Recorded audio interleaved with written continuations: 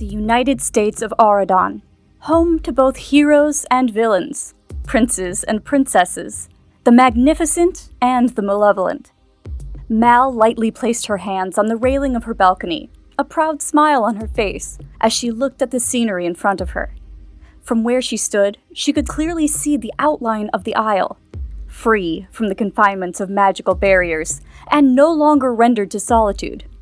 There was finally union, hope for a brighter future where prejudice and labels no longer determined one's worth, one's existence.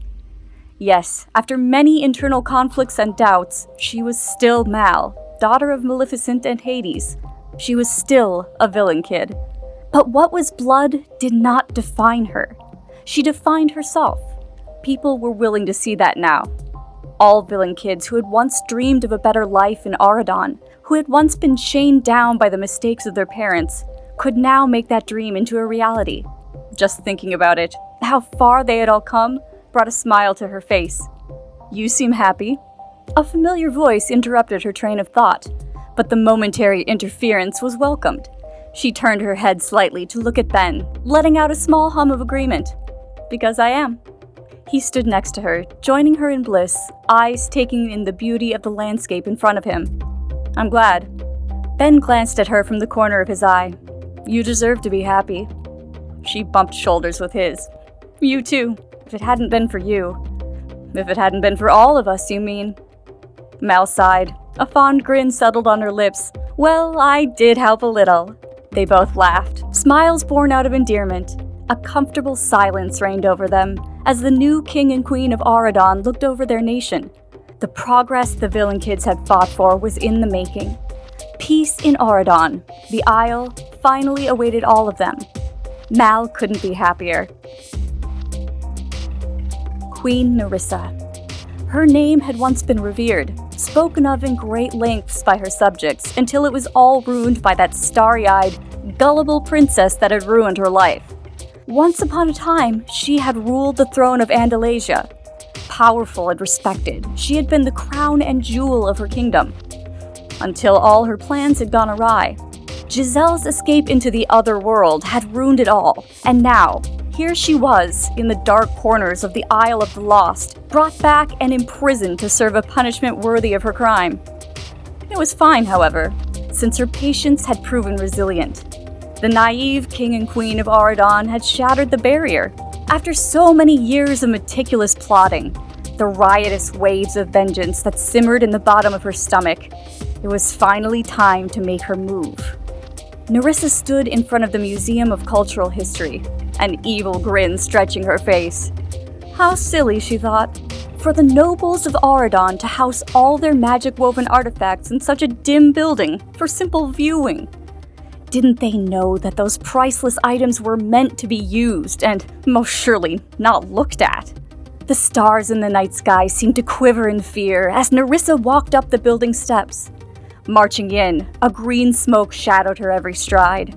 She knew exactly which room to look, having seen it through the liquid in her cauldron, and stopped when she stood in front of the glass doors.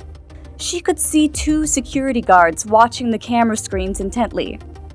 "Averte tenebra nulla virtus," she whispered to herself, and watched as the monitors suddenly turned off. While confusion overcame the guards' faces, Narissa lifted both her hands, pushing them outwards, and the doors opened unceremoniously. The men inside whipped their heads, loud yells of surprise echoing the room. With a flick of her fingers, their eyes flickered closed, and they dropped to the floor. "Nighty-night," she mocked, swiftly stepping over them as she continued on. No worry coursed through her veins. Instead, they were fueled only by her arrogant confidence. Tomorrow, when they awakened, they wouldn't even remember a thing. Everything was going according to plan. Ultimately, she entered the room where it sat. Glimmering in the light it bathed in, Narissa dramatically gasped in wonder. How ugly.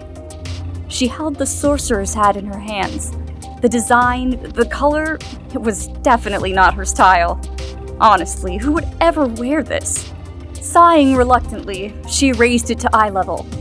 This was the key to her ruling all the worlds. With this, she would gain immense power, Power so unimaginable that even Maleficent, claiming to be the most feared, would not compare.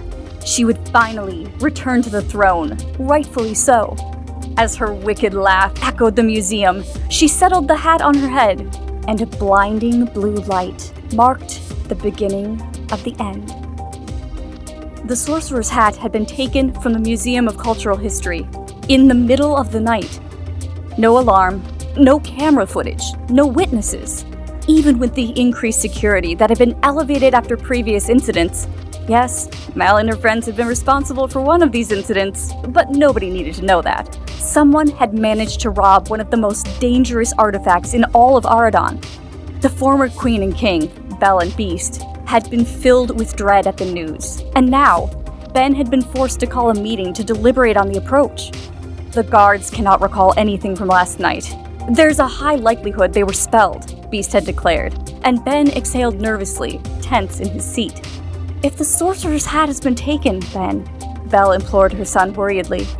You know what this could mean for Auradon, right? Mal closed her eyes. She could feel her nerves jumbling together, becoming a tangled wreck. Everything had been going so well. Clearing his throat, the young king stood up resolutely. We'll start an immediate investigation here in Auradon. I'll be setting up perimeters. No one will be entering or leaving Auradon without being checked until further notice. I'll go to the Isles with Evie, Jay, and Carlos. Whoever stole the sorcerer's hat needs a place to hide. She could already see the protests ready to leave Ben's mouth, but his shoulders drooped in understanding. Auradon needed their king, stationed and ready in the midst of all the chaos. I'll ask Uma if she's heard anything suspicious. If it's someone from the Isle, then there's a good chance someone else saw or heard something, Mal said. Eyebrows knitted in discontent, she met Ben's eyes. They both nodded as the unsaid words were heard loud and clear. There's no time to waste. Mal knew this was urgent. The sorcerer's hat was one of the most powerful magical items in all of their existence. In the wrong hands, it could cause unforeseeable destruction. With all that said, Mal turned her back to the group and walked out the double doors, her resolve strong and enduring. She would need all the help she could get.